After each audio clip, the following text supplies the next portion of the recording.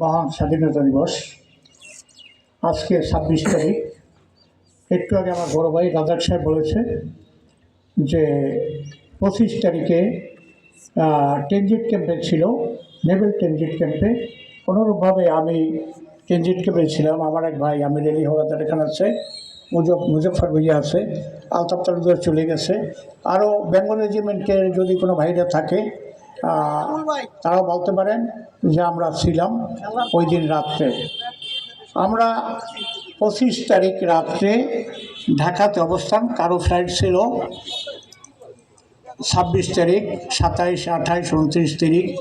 যারা পাকিস্তান থেকে আমরা ছুটি আসছিলাম তখন ১৯৭০-এ এখানে ভোলা চৈগাটি লালমোহন ওইদিকে একটা প্রলঙ্কারী ঘূর্ণিঝড় হয়েছিল। ওই ঝড় উপলক্ষে পাকিস্তান সেনাবাহিনী আমাদেরকে ছুটি পাঠাইছিল ৪ মাসের ৩ মাসের।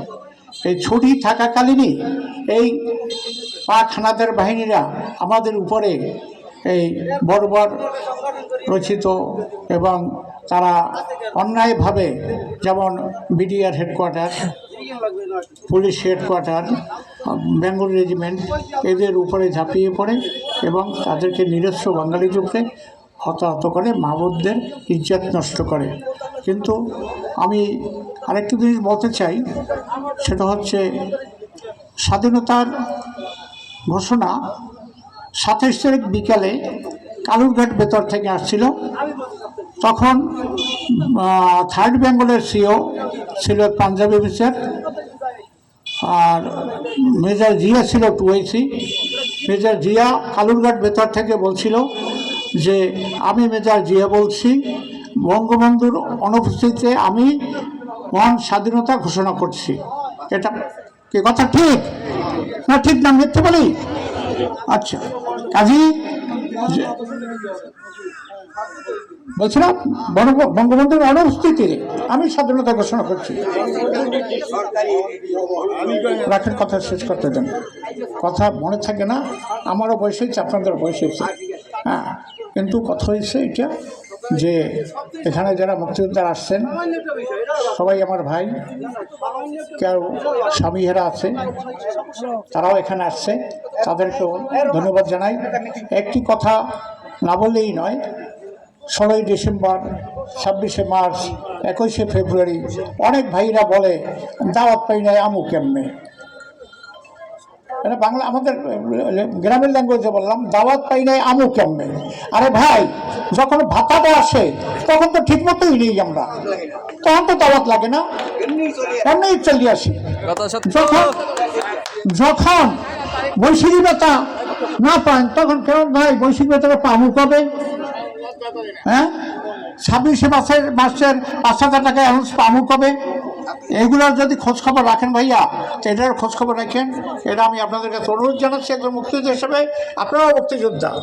যখন ফুল দিতে আসি 16ই ডিসেম্বর মনে আছে, খুব শীত ছিল। স্যার আমাকে বলছে যে প্রকার হোক আসেন, আমার বাড়ি ক্যান্টনমেন্ট এলাকায়, ওইখান থেকে আসছি। ফুল দিচ্ছে মাত্র 3 জন পাইছিলাম। এখন শাহাদত সাহেব আছে, শাহাদত জি হায়দার, হ্যাঁ বাড়া হলো নাকা নাম বলি, হাত জায়গা বাড়া। তারপর আনিস সাহেব কই, আনিস সাহেব, মুজা ভুইয়া, কিছু কিছু লোক আসি, আমরা শহীদ মিনার ফুল দিচ্ছি। কিন্তু এখন কথা হয়েছে, ওই রাজাক ভাই বলছে স্বাধীনতা এনেছি, স্বাধীনতা রাখবো। একটা কথা আছে, বাঘ বুড়ো হয়ে যায় কিন্তু বাঘের কিন্তু গঞ্জন বুড়ো হয় না, নাম বাঘ আছে। আমি অল্পতে শেষ করি, যেহেতু মুক্তিযোদ্ধাই আমাদের এই বয়স কোনো বয়স না, হ্যাঁ, আমরা কোনো দলের না, কোনো রাজনৈতিক দলের না।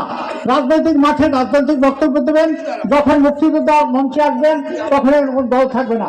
আমরা মুক্তিযোদ্ধা, স্বাধীনতা এনেছি, স্বাধীনতা রাখবো।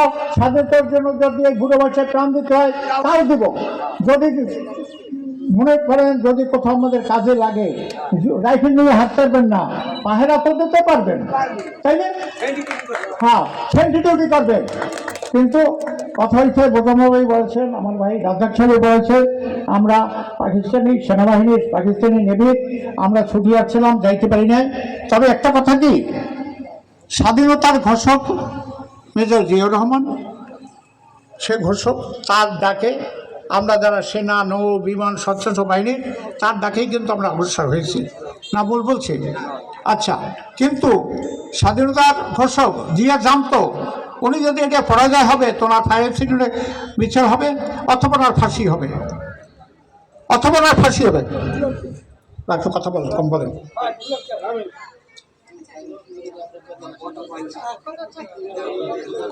পরে বলবেন।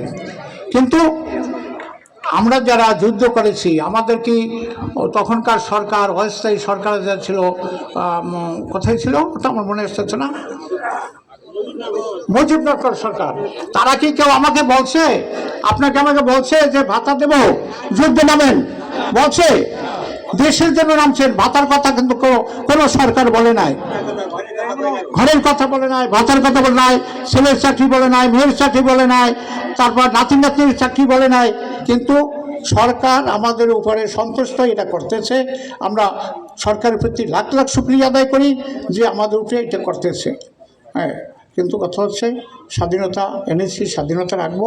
ভবিষ্যতে আমাদের ভিতরে, মুক্তিযোদ্ধাদের ভিতরে যেন গুঞ্জন না হয়, মুক্তিতে আমরা এক থাকতে পারি, একই প্ল্যাটফর্মে আছি, একই প্ল্যাটফর্মে থাকবো, এই আশাবাদ ব্যক্ত করে আমি আমার বক্তব্য শেষ করছি। বাংলাদেশ জিন্দাবাদ।